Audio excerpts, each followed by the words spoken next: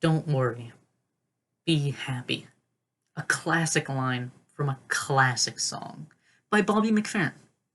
That song was released in 1988.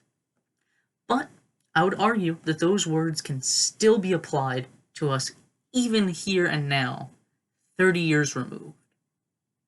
And even with what's currently going on, both politically and pandemically.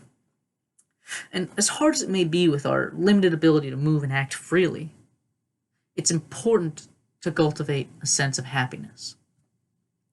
Being happy not only feels good, but it's also good for you. No matter how small, you should make some sort of change to keep yourself happy. Believe me, I know what it's like to be both happy and unhappy, and sometimes unhappiness can creep up on you slowly.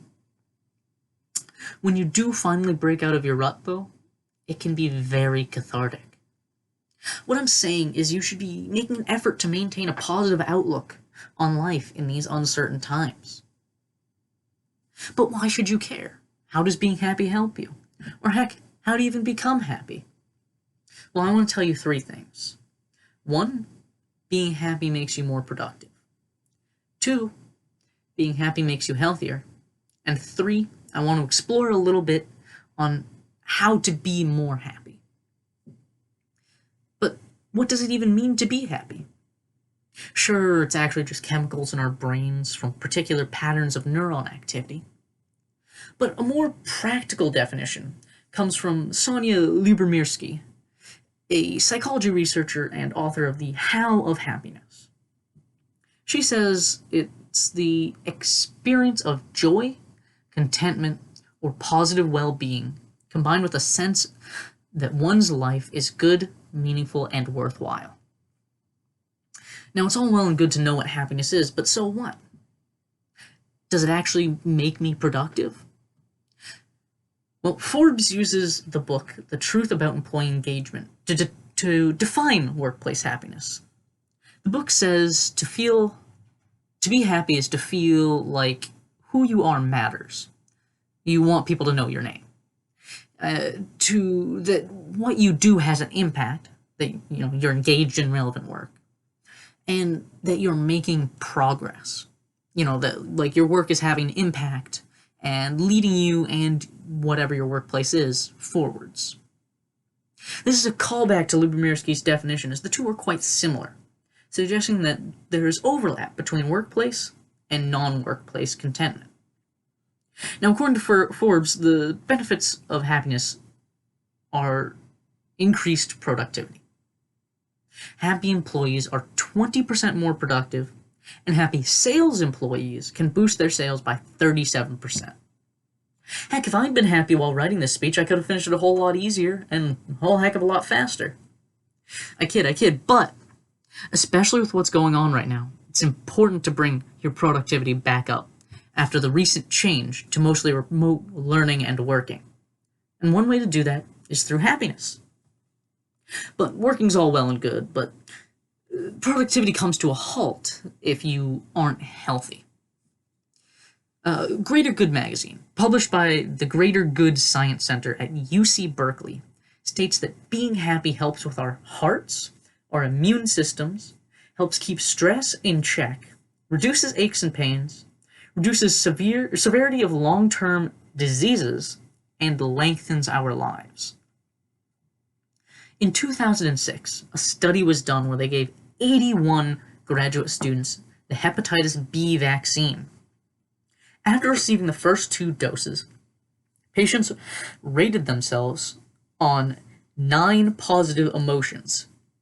The ones who had high positive emotions were nearly twice as likely to have a high antibody response to the vaccine, meaning they're a lot more healthy.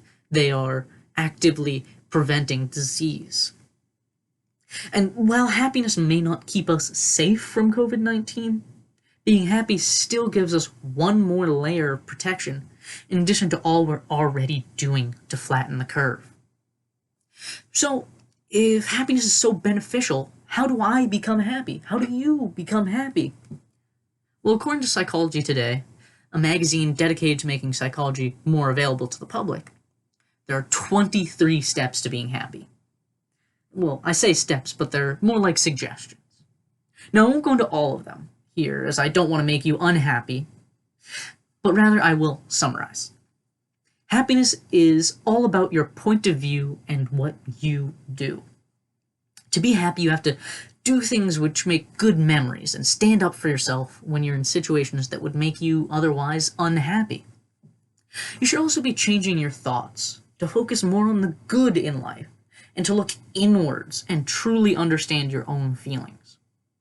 Now, if all that's a bit too abstract for you, there are some more concrete things you can do to avoid unhappiness, such as pacing yourself to avoid burnout, and also avoiding social media. Now, it may be hard to do some of those things, especially giving up social media, but there are results. I gave up on Facebook a few years back, and I can say that I am happier for it. I no longer see everyone else's perfect lives, and I can instead focus on my own life. Being happy is all about what services you provide yourself, be they mental services or activities. So given how to be happy, what is stopping any of us? Now, I'm not claiming that anyone out there would say that being happy is bad.